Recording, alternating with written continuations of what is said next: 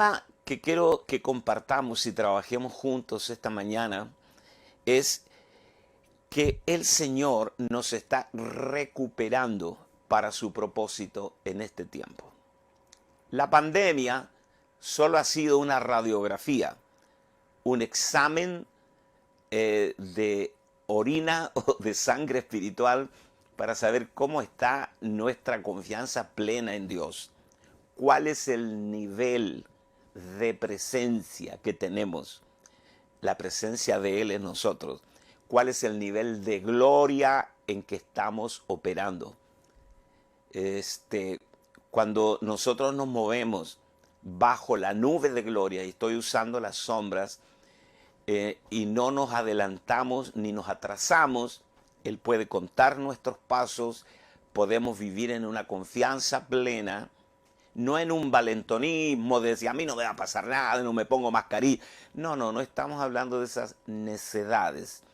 Estamos hablando de que diariamente caminamos en un nivel de convicción tan grande que no procede de nosotros, un nivel de confianza y un nivel de paz, como dice la palabra, y la paz del Señor que sobrepasa todo entendimiento. O sea, está más allá de nuestra capacidad de análisis. Todo el mundo está asustado, horrorizado, confundido, sin tener respuestas, y nosotros estamos viviendo en el reposo, en la paz de Dios.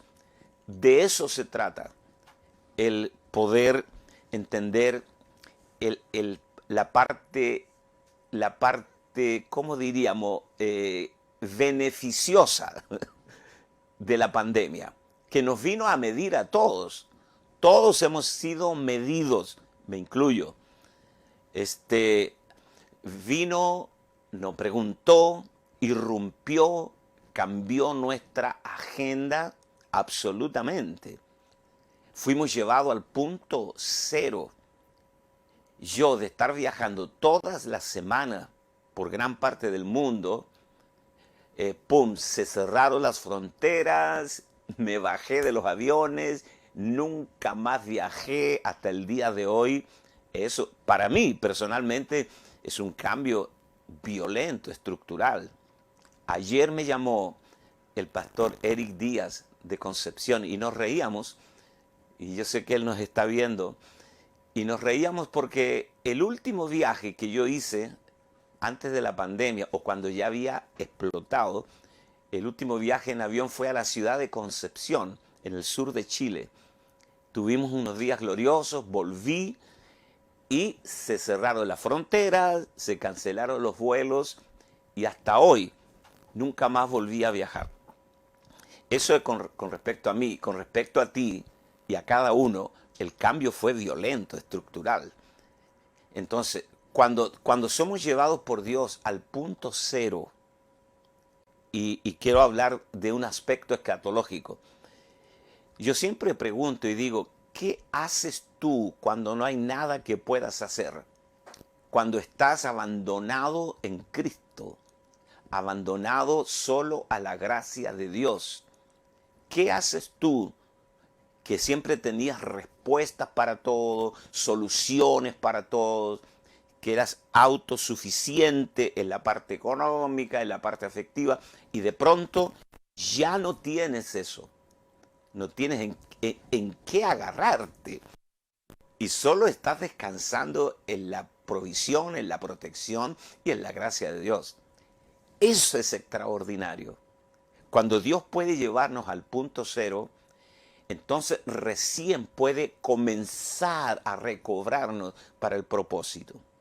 Y esta mañana quiero que hablemos de este punto. Dios tiene la clara y firme intención de recobrarnos para su propósito eterno. Amén. Quiero leer Lucas capítulo 19, verso 10. Lucas 19, 10. Escuche, esto es lo que el Señor dijo hace 2000 años atrás. Porque el Hijo del Hombre, refiriéndose a Él, vino a buscar y a salvar lo que se había perdido. ¿Qué te parece? ¿A qué vino Él? A buscar y a salvar lo que se había perdido. Nosotros nos perdimos. Nosotros éramos el hijo pródigo, la oveja perdida y la moneda, la dracma perdida. Pero Él vino para recuperarnos para el propósito eterno de Él. Yo creo que tú estás plenamente de acuerdo en que todo nuestro andar en Cristo ha sido un conflicto de intereses entre nuestros pequeños propósitos personales, nuestras metas que no siendo malas ni perversas, pero estorban el propósito de Dios. Hoy Dios, a través de esta pandemia, está acelerando ese proceso de recobrarnos, recuperarnos, ganarnos para el propósito. Vamos a hablar de puntos importantes del propósito eterno de Dios.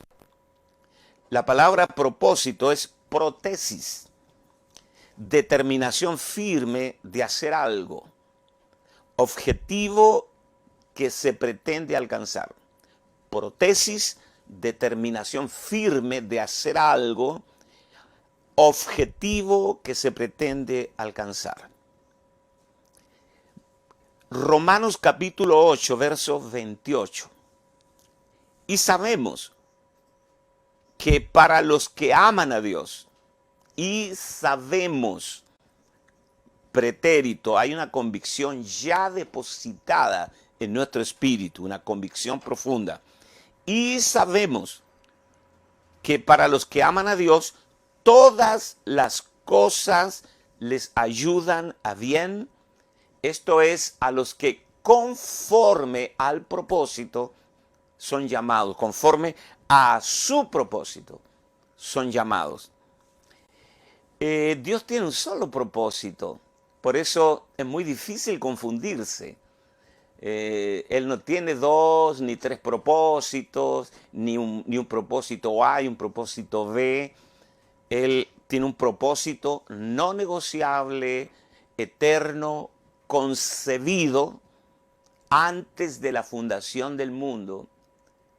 Dice Pablo en el libro de Efesios que Él lo concibió y ese propósito es el beneplácito de su voluntad, es el deleite. Dios se deleita en su propósito. Y cuando nosotros podemos ser renovados por la palabra eterna, podemos comprobar la buena, agradable y perfecta voluntad de Dios en su propósito.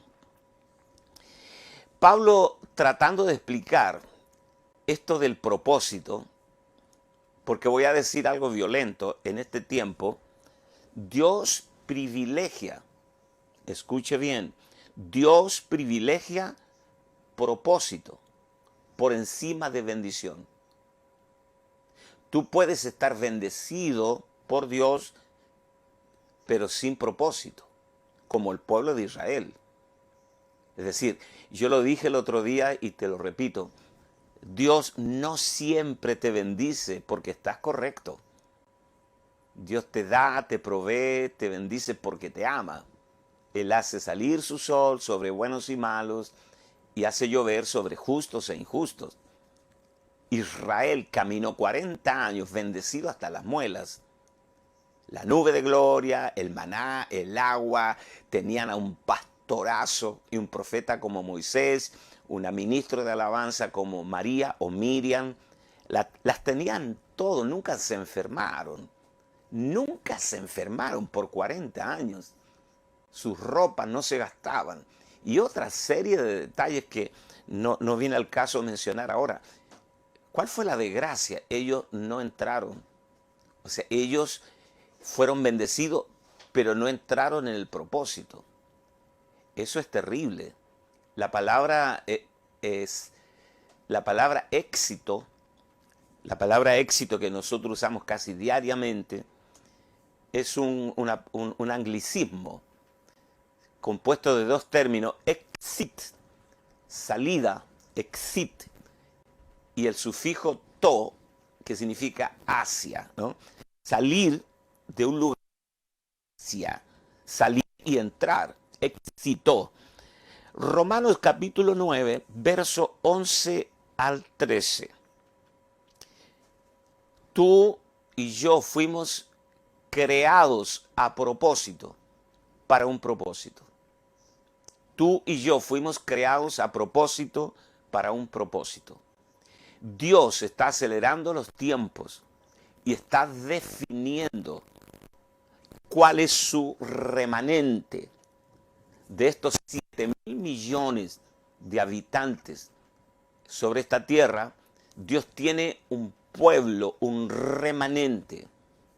Aquí hay otro término que es bueno definir antes de meternos en aguas profundas. Remanente tiene que ver con sobrevivencia y parcialidad. Lo que sobrevivió a la catástrofe, lo que quedó de la desgracia, lo que quedó después de la hecatombe. Esa parte que sobrevivió, que tiene que ver con sobrevivencia y parcialidad. Ese grupo que se salvó, ese es el remanente. Dios tiene un remanente en la tierra. Y considérate bendecido, afortunado de que eres incluido en este plan eterno de Dios. Muchos son los llamados, pocos los escogidos. Este remanente que Dios tiene en la tierra, que se llama su reino, su iglesia, el reino de sacerdotes, está diseminado por todas las naciones. Y este remanente es con el que Dios está trabajando. Ahora, Dios ha venido de una manera acelerada, definida, para recobrar a millones de hombres y mujeres para su propósito eterno. Yo creo, yo soy uno de los que creo que debemos predicarle el evangelio a los evangélicos, o sea, reevangelizarlos, predicarles el evangelio, el único evangelio, predicarle el evangelio a los evangélicos. Pablo siempre iba a las iglesias para predicarles el evangelio. ¿Por qué? Porque muchas veces nos predicaron mal, en donde el hombre termina siendo el centro de todo. El mensaje populista, que Dios te va a sanar, te va a bendecir, te va a prosperar, te va a dar el auto, te va a dar la casa, te va a dar una novia bonita. O sea, en las necesidades del hombre, ignorando por completo las necesidades de Dios. ¿Tú crees, primeramente, tú crees que Dios creó este planeta y lo llenó de seres humanos para después pensar cómo los salvo, cómo los perdono? ¿Qué hago para arreglar este rollo, este problema? No, la tierra, el universo, el hombre fue creado con una intencionalidad divina, diseñado de la A a la Z. Lo que pasa es que a nosotros se nos va la vida ignorando el propósito. Es más, cuando Dios no responde a nuestros caprichos, cuando Dios no nos responde a nuestras necesidades, entre comillas, nos enojamos, nos ofendemos con Dios. Por eso hay una falla estructural en nuestras oraciones, en nuestra fe, que en este tiempo Dios ha venido para resolver esta falla y para decir, muchachos, aquí el énfasis no está puesto en ustedes, sino en Dios. Tú fuiste creado a propósito, para un propósito. Romanos capítulo 9, verso 11 al 13. Acompáñame. Porque cuando aún los mellizos no habían nacido, Jacob y Esaú, y no habían hecho nada, ni bueno ni malo, para que el propósito de Dios conforme a su elección permaneciera, no por las obras, sino por aquel que llama, se le dijo a Rebeca, el mayor servirá al menor. Tal como está escrito, a Jacob amé, pero a Saúl aborrecí. Es decir, quiero resaltar esto, para que el propósito de Dios conforme a su elección permaneciera. Efesios capítulo 1, verso 11. también en Él hemos obtenido herencia, habiendo sido predestinados según el propósito de aquel que obra todas las cosas conforme al consejo de su voluntad. Efesios capítulo 3, verso 11, conforme al propósito eterno que llevó a cabo en Cristo Jesús, nuestro Señor. Segunda de Timoteo capítulo 1, verso 9. Él nos ha salvado y nos ha llamado con un llamamiento santo, no según nuestras obras, sino según su propósito, nuevamente, prótesis, y según la gracia que nos fue dada en Cristo Jesús desde la eternidad. Todas las cosas, preciosa gente de Dios, fueron creadas por causa de este propósito eterno. Estoy tentado a adelantarme porque algunos ya se estarán preguntando, Lucas Márquez, dinos en qué consiste el propósito eterno de Dios. El propósito eterno de Dios consiste, así sintetizado, en que Dios pretende conseguir un pueblo de gente que ha nacido de nuevo, a quien Él le ha impartido su propia vida y su naturaleza para conformar su casa. La casa que también se llama la esposa, la habitación de Dios, la nueva Jerusalén, la consumación de ese propósito. Dios anhela, Dios nos anhela, Él nos ama. Dios es un Dios que necesita expresar amor a sus criaturas. Todo eso y mucho más compone el propósito eterno de Dios. Así que todas las cosas fueron creadas intencionalmente para este propósito. Y todas las cosas serán reunidas en el propósito o quedarán sin propósito si no son reunidas. Si nuestros propósitos personales no son absorbidos por el propósito de Dios, otra vez, si nuestros pequeños propósitos personales y domésticos no son absorbidos por el propósito eterno de Dios y definidos dentro de ese propósito, habremos vivido vidas sin propósito. Cuando tu auto se te rompe en medio de la ruta o en medio de la ciudad y no funcionó más tu auto, te da, como decimos en Chile, bronca. Hasta puedes patear el auto. ¿Por qué? Porque el auto dejó de cumplir su propósito. El auto fue fabricado para transportarte y cuando ya no puede hacerlo, eso genera en ti mucha rabia. Se rompió el auto justo en medio de la ciudad, al mediodía, voy a una reunión urgente y le pegas una patada a las ruedas del auto. Por eso las circunstancias de la vida misma nos patea cuando perdemos el propósito. Todo parece hostil, todo es intimidante, todo es desgastante. ¿Por qué? Porque ya no estamos en el propósito eterno de Dios.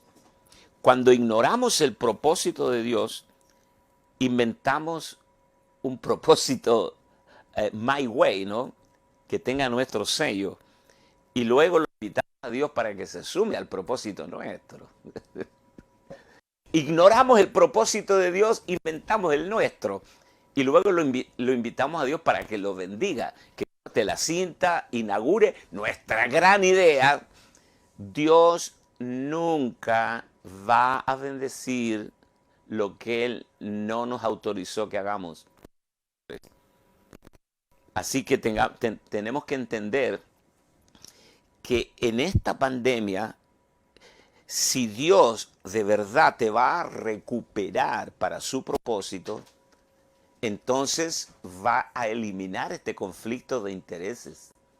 Si vivimos, para Él vivimos, si morimos, para Él morimos.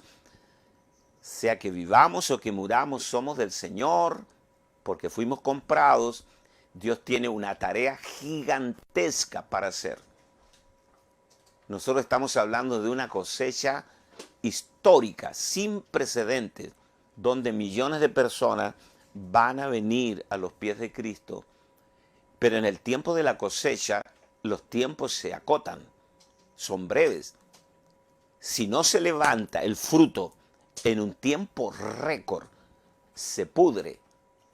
Si no se levanta nosotros vivimos en una zona donde hay mucha fruta y la fruta se corta en un tiempo preciso, se embala para enviarlos a los mercados internacionales. Todo eso tiene que ser rápido y se contrata gente, se contrata mucha gente, se llaman los temporeros, que se contratan para la cosecha. Las maquinarias trabajan día y noche, todo es rápido, si no se pudre. Nosotros estamos ingresando en el propósito eterno de Dios a un tiempo de una gigantesca cosecha. Si no entendemos proféticamente este tiempo, y yo estoy hablando a gente que ama a Dios, gente que tiene deseo de servir a Dios. Si no, tú no estarías conectado a esta transmisión. Pero si tú no tienes interés de servir a Dios, ¿qué haces conectar? Estarías mejor viendo una película de Netflix. Pero por causa de que sabemos que Dios tiene un propósito de levantar la más grande cosecha de toda la historia de la iglesia, Él tiene que recobrarnos primero para el sacerdocio real.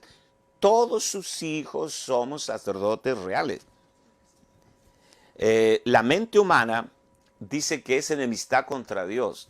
O sea, tú no puedes, después de que termine esta clase, buscar en internet un libro que hable de propósito, estudiarlo, decir, me voy a meter en el propósito. No es así. El propósito de Dios tiene que ser revelado a tu vida para que cautive tu mente, tu intelecto, tu voluntad, tus emociones, tu espíritu, todo tu ser y tu cuerpo. Pablo dice que debemos presentar nuestros cuerpos en sacrificio vivo, santo y agradable a Dios, que es nuestro culto racional. Entonces, no podemos entender, decodificar en toda su magnitud el propósito eterno de Dios con nuestra pequeña mente natural. Tiene que ser revelado por el Espíritu.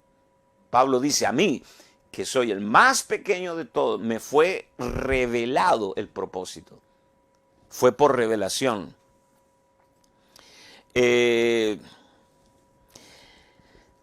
Señor, ¿cómo diríamos?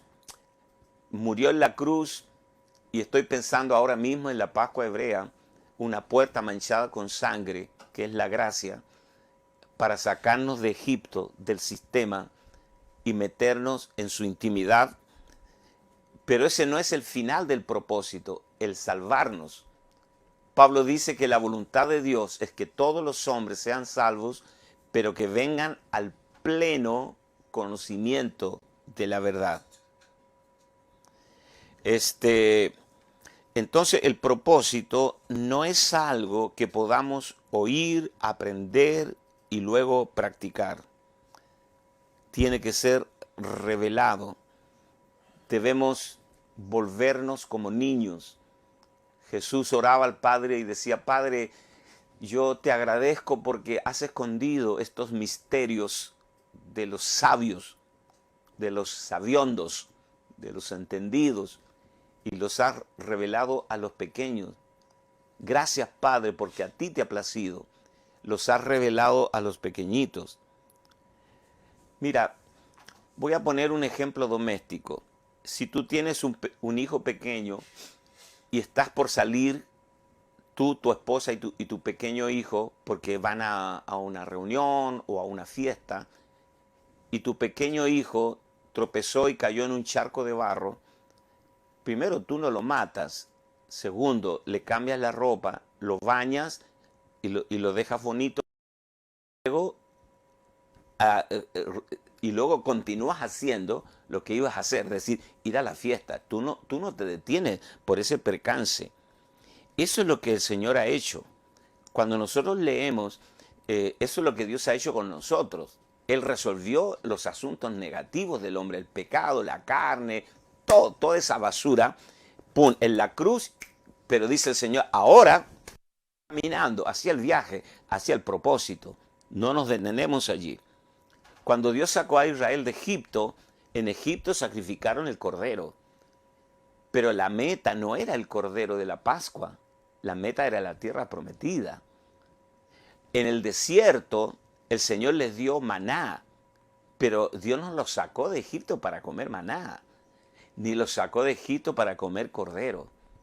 Dios los sacó de Egipto para introducirlos en la tierra que fluye leche y miel.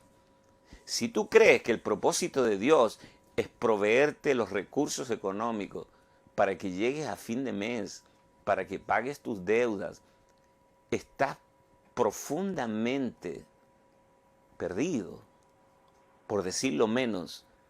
El propósito de Dios no es solo darnos cosas materiales, por favor. El propósito de Dios es proveernos los asuntos materiales. Por eso los testimonios que hemos tenido en este tiempo de que Dios milagrosamente ha provisto para las necesidades de cada familia, incluyendo la mía, Dios ha provisto abundantemente, pero el propósito de Dios es resolver esos asuntos para que nosotros podamos ser productivos en el propósito eterno de Él y no quedarnos en la bendición material. El auto, la casa, la ropa, la comida, el dinero, las tarjetas de crédito, son solo accesorios para cumplir el propósito. Cuando tú transformas el medio en el fin, has cometido un error estructural grave. La finalidad de Dios no es el asunto material, sino el que seamos operativos en su propósito eterno. Y lo material serán las añadiduras. Y Dios te dará mucho más de lo que jamás pudiste imaginar. Que dice que Él es poderoso para darnos mucho más allá de lo que podemos pedir o entender. Dios es generoso. Él no mide las bendiciones. ¿En qué consiste el propósito eterno de Dios? Estoy hablando de que en este tiempo coyuntural, profético, en donde nadie estaba entrenado para una pandemia, ni siquiera los gobiernos, ni los epidemiólogos, los pandemiólogos. Ha sido difícil manejar. Ayer escuchaba un programa de Argentina y había un reportaje de una desobediencia mundial. O sea, la gente se ha vuelto desobediente a las instrucciones de sus países. Nadie respeta. Tú ves en Miami haciendo tremendas fiestas, aquí en Chile también. ¿Para qué vamos a negar si acá la policía constantemente está siendo llamada por fiestas y irresponsables? O sea, hay una desobediencia planetaria y eso ha hecho difícil manejar el tema de la pandemia. Los países no estaban entrenados para manejar esto. Nosotros mismos, 3-4 días encerrados en casa y ya caemos en depresión. Esta pandemia viene a medir el nivel de presencia, el nivel de gloria que cada uno porta del Señor. Y por ahí nos damos cuenta que no teníamos tanta gloria como pensábamos. Entonces, ¿en qué consiste el propósito eterno de Dios? Efesios capítulo 1, verso 3 al 6. Bendito sea el Dios y Padre de nuestro Señor Jesucristo, que nos ha bendecido con toda bendición espiritual en los lugares celestiales en Cristo, porque Dios nos escogió en Cristo antes de la fundación del mundo, para que fuésemos santos y sin mancha, vaya valorando y pesando esta palabra, nos escogió en Él antes de la fundación del mundo. Esto no lo puede procesar nuestra pequeña mente. Para que fuéramos santos y sin mancha delante de Él en amor. Nos predestinó para adopción como hijos, para sí mediante Jesucristo, conforme a la buena intención de su voluntad, para alabanza de la gloria de su gracia que gratuitamente ha impartido sobre nosotros en el amado. Wow. Fuimos aceptos en el amado. Juan capítulo 14, verso 20. En ese día conocerán que yo estoy en mi Padre y ustedes en mí y yo en ustedes. Primera de Corintios capítulo 6, verso 17. Pero el que se une al Señor, un espíritu es con Él.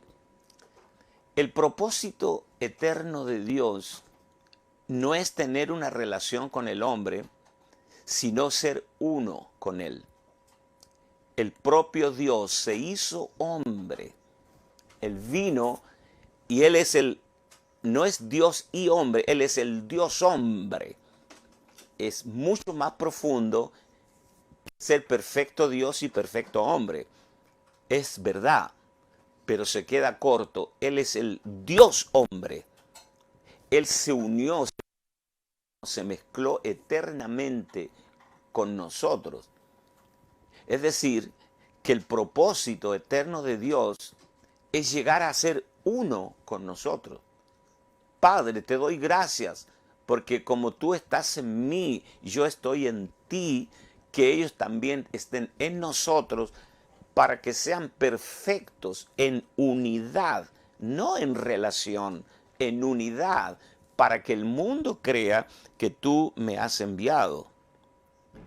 Ahora, la Biblia pedagógicamente es asombrosa, es perfecta, porque tiene un Antiguo Testamento lleno de sombras, de figuras, de tipos.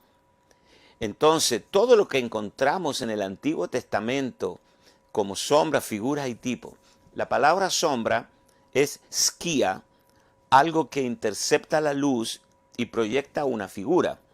Significa que si tú llegas a una esquina y ves la sombra de un camión de 40 toneladas, más vale que tengas cuidado porque te está anunciando que lo que viene ya no es sombra, lo que viene es el camión, la sustancia. ¿Ves? Colosenses capítulo 2, verso 16-17.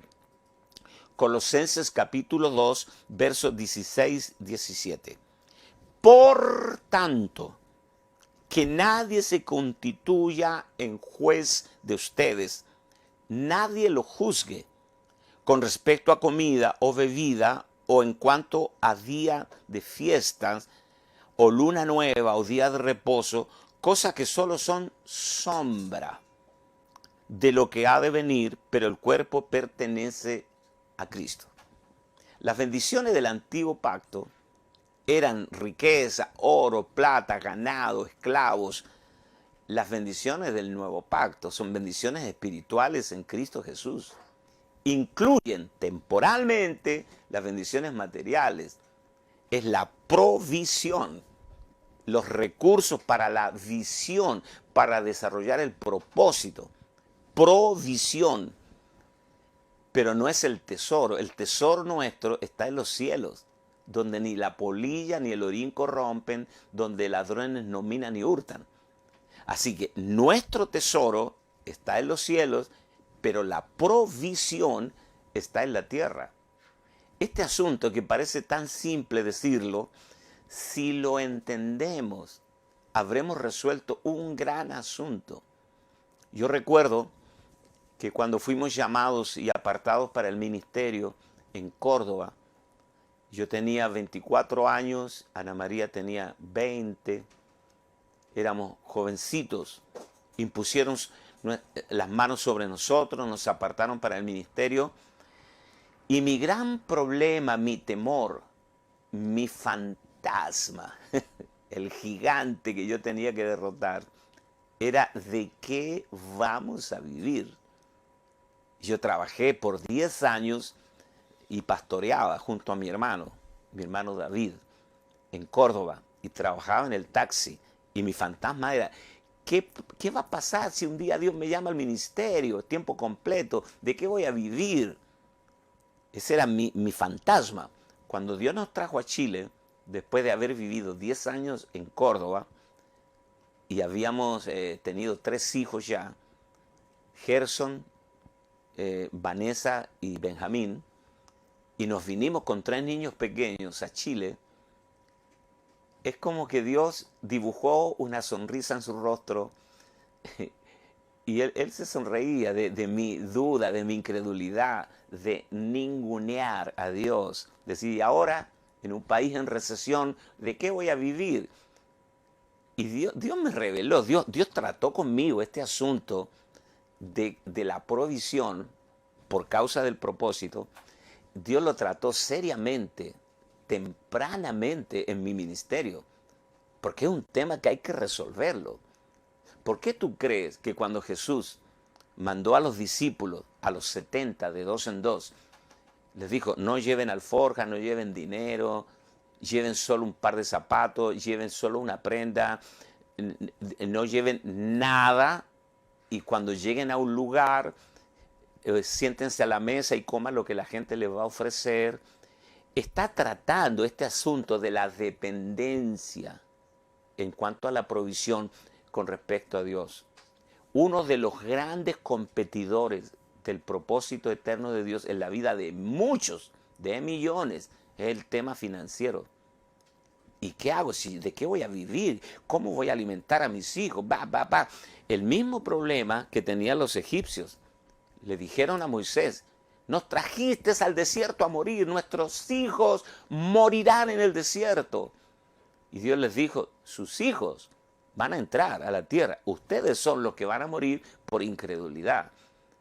Entonces, este propósito que Dios nos está recuperando para su propósito, por favor, criatura de Dios, escucha esto. Pero esto tiene que ser por revelación. Yo solo te doy un empujoncito, ¿no?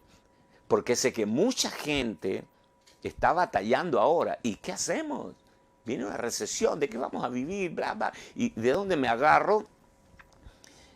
¿Tú crees que Dios está nervioso o de espaldas a tu necesidad? Él te llamó. Él te está recuperando para su propósito. En la misma medida que tú te involucres con todo tu ser en el sacerdocio real, de alcanzar a los perdidos, de ministrar en una casa iglesia. Estoy hablando de lo que Dios nos mandó a hacer a nosotros, de atender a los nuevos. En esa misma medida, Dios abrirá las ventanas de los cielos. Estás a punto de comprobar en carne propia la fidelidad de Dios. ¿Cuál es el enunciado del propósito? El enunciado del propósito está en Mateo 28, los últimos versículos. Dice, toda potestad me es dada en los cielos y en la tierra. Primero, es lo primero que declara, toda potestad me es dada en los cielos y en la tierra. Y cuando dice toda, es toda. O sea que ninguna potestad tiene el diablo, no le quedó nada. Toda potestad me es dada en los cielos y en la tierra. Por tanto, id, haced discípulos a todas las naciones, bautizándolos en el nombre del Padre, del Hijo, del Espíritu Santo, y enseñándoles que guarden todas las cosas que os he mandado, y he aquí, punto. Esta es la condición preliminar. Y he aquí, yo estoy con vosotros todos los días, hasta el fin del mundo. Amén. Firma Dios. No puede fallar. Pruébalo. Ese es el punto. Hebreos capítulo 8, verso 5.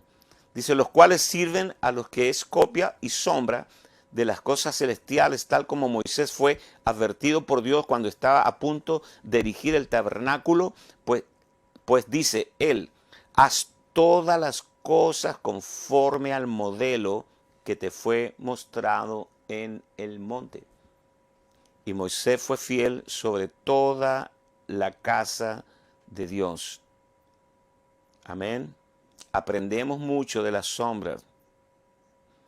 No es lo mismo tu sombra que tu persona. No puedes tener comunión con una sombra.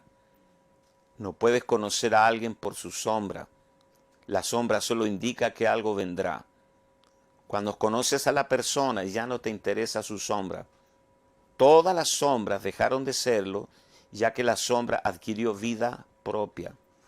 La gran división entre la sombra y la sustancia es la cruz. Debemos transicionar desde la sombra a las realidades.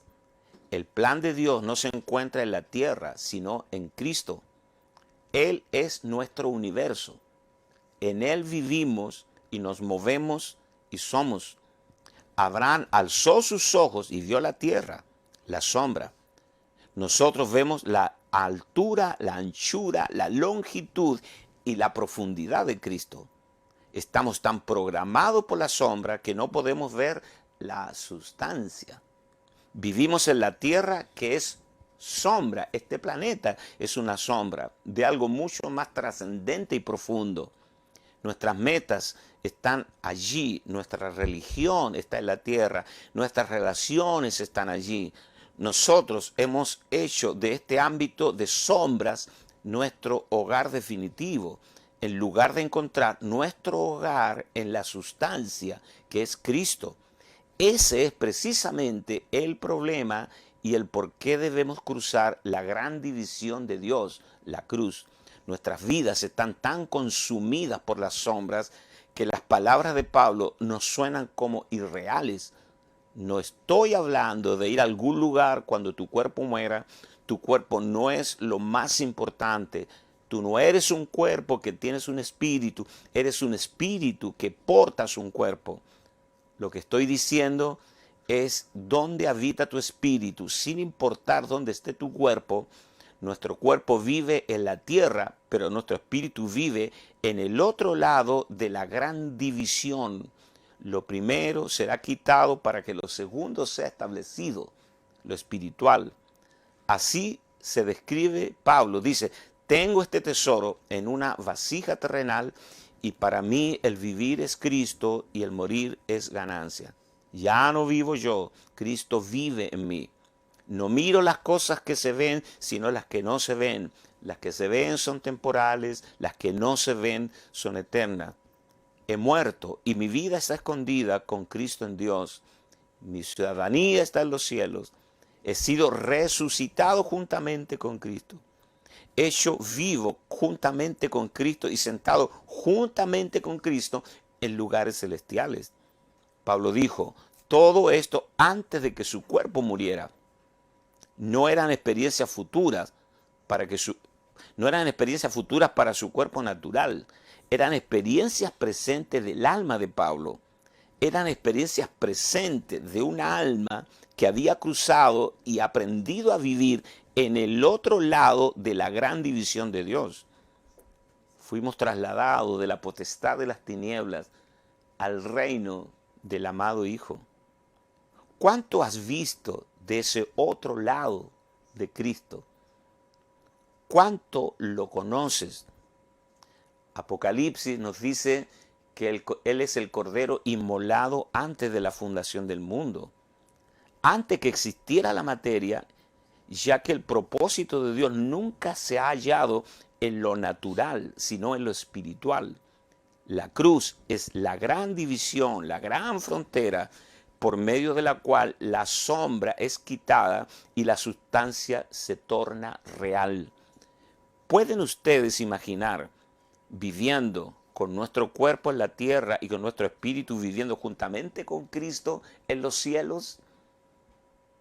Eso es precisamente lo que Dios está tratando de hacer ahora mismo. Hay dos pasajes afines, uno está en Gálatas y el otro en Apocalipsis. Estoy terminando. Gálatas, Pablo dice que que hay una Jerusalén de arriba y una Jerusalén de abajo. Lo cual, dice Pablo, es una alegoría. Sara y Agar, estas dos mujeres son dos pactos. El uno proviene del monte Sinaí, el cual da hijos para esclavitud. Este es Agar, porque Agar es el monte Sinaí en Arabia y corresponde a la Jerusalén actual, pues esta, junto con sus hijos, está en esclavitud. Mas la Jerusalén de arriba, la cual es madre de todos nosotros, a la Jerusalén, a la nueva Jerusalén, Pablo le llama la madre de todos nosotros.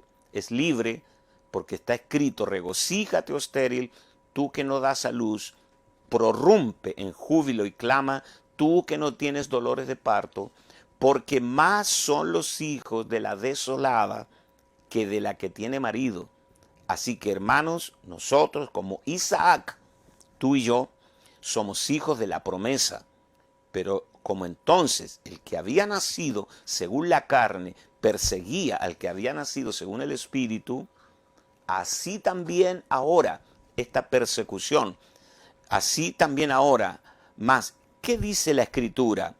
Echa fuera a la esclava y a su hijo, porque no heredará el hijo de la esclava con el hijo de la libre. De manera que, hermanos, que no somos hijos de la esclava, sino de la libre. Imagínate, la consumación final, cuando llegamos al final de Apocalipsis, eso lo vamos a ver en la escuela de Apocalipsis, nos encontramos en la consumación de las Escrituras. Hay 4 capítulos de la Biblia que son tal vez los capítulos más gloriosos de toda la Biblia.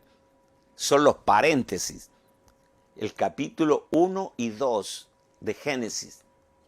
El pecado entró en el capítulo 3. Así que el capítulo 1 y 2 hay ausencia completa del pecado y el propósito eterno de Dios se está ejecutando. Capítulo 3, la serpiente introduce el pecado. Luego llegamos al capítulo 21 de Apocalipsis, cuando todo poder y todo dominio y el diablo fue juzgado, el pecado fue suprimido. Capítulo 21 y 22 de Apocalipsis, donde se nos habla de la consumación del propósito eterno de Dios. Es decir, que en el capítulo 1 y 2 de Génesis encontramos la intención de Dios, creando todo para su propósito. Toda la Biblia es la manera en que Dios ha resuelto el problema del pecado del hombre. Y el capítulo 21 y 22 de Apocalipsis es la consumación final en donde Dios recupera al hombre para su propósito. Estos son los 4 capítulos tal vez más relevantes de toda la Escritura. Capítulo 1, capítulo 2 de Génesis, capítulo 21 y capítulo 22 de Apocalipsis, donde el diablo fue juzgado, suprimido, el pecado fue resuelto y Dios consuma su propósito. Vino entonces a mí uno de los 7 ángeles que tenía las 7 copas llenas de las 7 plagas postreras y habló conmigo diciendo: ven acá y yo te mostraré la desposada, la esposa del Cordero. Me llevó en el espíritu a un monte grande y alto y me mostró la gran ciudad, la santa Jerusalén, que descendía del cielo de Dios, teniendo la gloria de Dios, y su fulgor era semejante al de una piedra preciosísima, como piedra de jaspe, diáfana como el cristal. Tenía un muro grande y alto con 12 puertas, y en las puertas 12 ángeles y nombres inscritos, que son los de las 12 tribus de los hijos de Israel. Al oriente 3 puertas, al norte 3 puertas, al sur 3 puertas y al occidente 3 puertas. Y el muro de la ciudad tenía 12 cimientos y sobre ellos los 12 nombres de los 12 apóstoles del Cordero. El que hablaba conmigo tenía una caña de medir de oro para medir la ciudad, sus puertas, su muro. La ciudad se hallaba establecida en 4 y su longitud es igual a su anchura. Y él midió la ciudad con la caña, 12,000 estadios, la longitud, la altura y la anchura de ella son iguales. Y midió su muro, 144 codos de medida de hombre, la cual es de ángel. El material de su muro era de jaspe, pero la ciudad era de oro puro, semejante al vidrio limpio. Y los cimientos del muro de la ciudad estaban adornados con toda piedra preciosa. El primer cimiento de jaspe, el segundo zafiro, el tercero ágata, el cuarto esmeralda, el quinto ónice, el sexto cornalina, el séptimo crisólito, el octavo berilo, el noveno topacio, el 10º crisopraso, el 11º jacinto, el 12º amatista. Las 12 puertas eran 12 perlas, cada una de las puertas era una perla, y la calle de la ciudad era de oro puro, transparente como el vidrio. Y no vi en ella templo, porque el Señor, Dios Todopoderoso, es el templo de ella, y el Cordero, la ciudad, no tiene necesidad de sol ni de luna que brillen en ella, porque la gloria de Dios la ilumina, y el Cordero es su lumbrera. Y las naciones que hubieran sido salvas andarán a la luz de ella, y los reyes de la tierra traerán su gloria y honor a ella. Sus puertas nunca serán cerradas de día, pues allí no habrá noche. Y llevarán la gloria y la honra de las naciones a ella.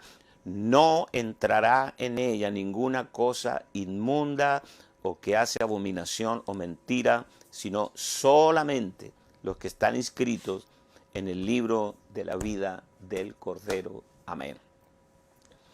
Preciosa gente de Dios. Dios no ha abdicado a su propósito en esta pandemia. Dios está en el asunto. Y esto solo hace que el proceso de recobrarnos para su propósito eterno se acelere. Así que tranquilos, estamos a las puertas de ver intervenciones divinas portentosas como nunca antes hemos visto. Prepara tu espíritu, disponte, mantente en una santa expectativa de que el próximo minuto algo divino va a suceder en tu ambiente. Así será Dios con nosotros. Padre, te damos gracias en esta mañana por esta palabra gloriosa, poderosa, que nos inyecta fe, que nos centra en tu propósito, que nos desconecta de todos los elementos distractivos para enfocarnos en ti. Que esta palabra siga trabajando en nuestro espíritu durante el día, y te damos gracias por la vida. Oramos por todos los que lo están pasando mal, por los que están enfermos, y aún, Señor, una temporada en un hospital puede resultar altamente beneficiosa o beneficioso para la vida de muchos, como muchos pastores que han estado en los hospitales han sido transportados al cielo, han visto tu gloria, han tenido un anticipo del más allá, le han predicado a los médicos, han dado testimonio, cosas tremendas están sucediendo que no las publica la televisión, pero que están pasando, Señor. Gracias por todo. A ti sea la gloria por siempre. Amén y amén. Los amamos, los bendecimos. Chao.